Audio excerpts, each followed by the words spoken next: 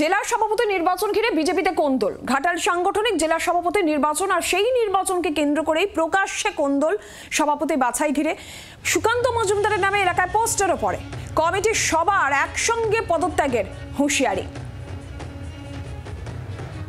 আর এই নিয়েই এই কোন্দলের বিষয় যখন সামনে আসছে, বিজেপির তরফ থেকে কি বলা হচ্ছে শোনাবো। বিজেপিতে গোষ্ঠী কোন্দল নেই।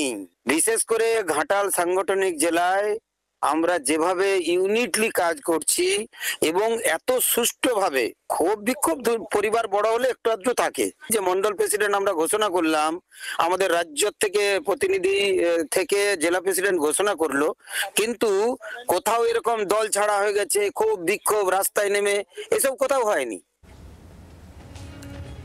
বিজেপি যদি এই কোন্দলের অভিযোগ সম্পূর্ণভাবেই অস্বীকার করছে, এরকম কোনো কোন্দল দলের অন্দরে নেই পরিষ্কার তারা জানাচ্ছেন। কিন্তু শাসক দল তৃণমূল কংগ্রেস কি বলছে শুনবো।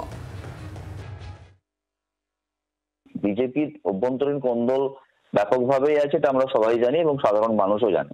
তো মন্ডল সভাপতির বিষয় নিয়েও বিভিন্ন জায়গায় ওদের মধ্যে গন্ডগোল হয়েছে। তাই আমাদের এ বিষয়ে কোনো বক্তব্য নেই। আমাদের একটা বিষয়, আমরা মানুষের প্রতি দায়বদ্ধ। ওদেরকে দায়িত্ব পেলো না পেলো সেটা ওদের একান্ত ব্যক্তিগত সাংগঠনিক বিষয়। এই ব্যাপারে তৃণমূল কংগ্রেসের কোনো বক্তব্য নেই। আর তৃণমূল কংগ্রেসের সময় নেই বিজেপিকে নিয়ে ভাবনা। বাংলার আওয়াজ, বাঙালির আবেগ, জি 24 ঘন্টা।